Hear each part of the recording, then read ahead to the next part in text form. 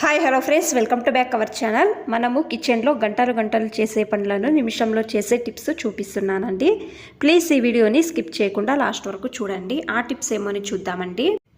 Tip number 1, కందిపప్పు తెచ్చిన తక్షణము మనము బాక్స్లో స్టోర్ చేస్తాం కదా. మీరు ఫస్ట్ ఏం చేయాలి అంటే కొంచెము పసుపు వేసి బాగా మిక్స్ చేయండి. మీరు ఏ బాక్స్లో స్టోర్ చేస్తారో ఆ బాక్స్లో వేసి స్టోర్ చేస్తే మీరు కందిపప్పు ఎన్ని రోజులు పెట్టినా కూడా పురుగులు అనేవి పట్టవండి.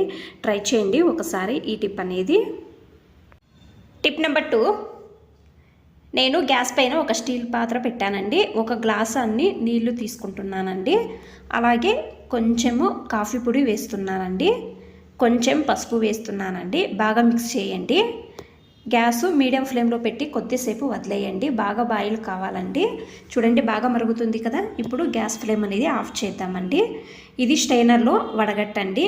మీరు కాఫీ పొడి తర్వాత పసుపు వేసేటప్పుడు కాఫీ పొడి క్వాంటిటీ కొంచెం తక్కువగా ఉండాలండి, పసుపు క్వాంటిటీ ఎక్కువగా ఉండాలండి.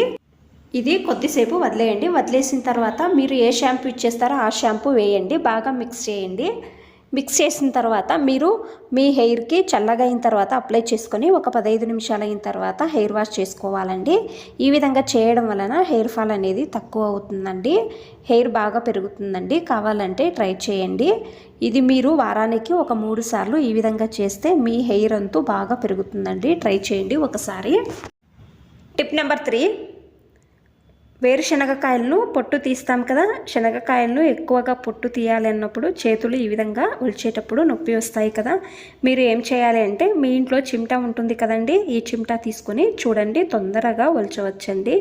మీకు కష్టం కూడా కాదండి. ఈ విధంగా చేయడం వలన మీరు ఫ్రీగా ఉండే టైంలో వేరుశనగకాయలను ఈ విధంగా ఒలిచి పెట్టవచ్చండి. ఎన్ని వేరుశనగకాయలు ఉన్నా కూడా ఒక చిమ్టా ఉంటే మీరు వేరుశనగకాయలను పొట్టు సపరేట్ చేయవచ్చండి. ఎక్కువ సులభమండి. మీరు కావాలంటే ఒకసారి ట్రై చేయండి. అన్నీ కూడా చిమ్టాతో ఈ విధంగా చేసి ప్లేట్లో తీసుకొని సపరేట్ చేసుకోవచ్చండి. ఇక్కడ కొన్ని ఉన్నాయి కదండి, చేతులతో తీసుకున్నాను. ఎక్కువగా ఉంటే ఒక ప్లేట్లో తీసుకొని సపరేట్ చేసుకోవచ్చు. ట్రై చేయండి ఒకసారి. ఇంకొక సింపుల్ టిప్ అనేది చూపిస్తున్నాను చూడండి.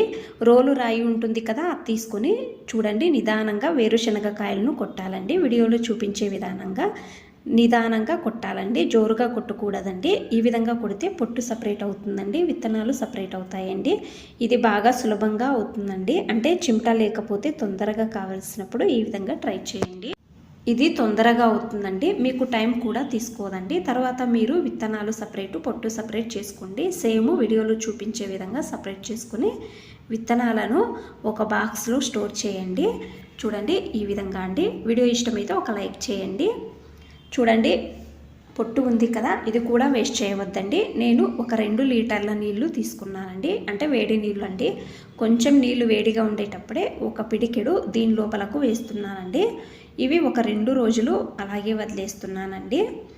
నేను ఒక 2 రోజులైన తర్వాత మీకు చూపిస్తానండి. తర్వాత నేను ఇక్కడ ఇంకా కొన్ని పొట్టు ఉన్నాయి కదా, అవి కూడా మిక్సీ జార్లో వేసుకుని ఈ విధంగా గ్రైండ్ చేసుకున్నానండి. చూడండి పౌడర్గా చేసుకున్నాను. నున్నగా వద్దండి, కొంచెం ఈ విధంగా చేసుకోవాలండి.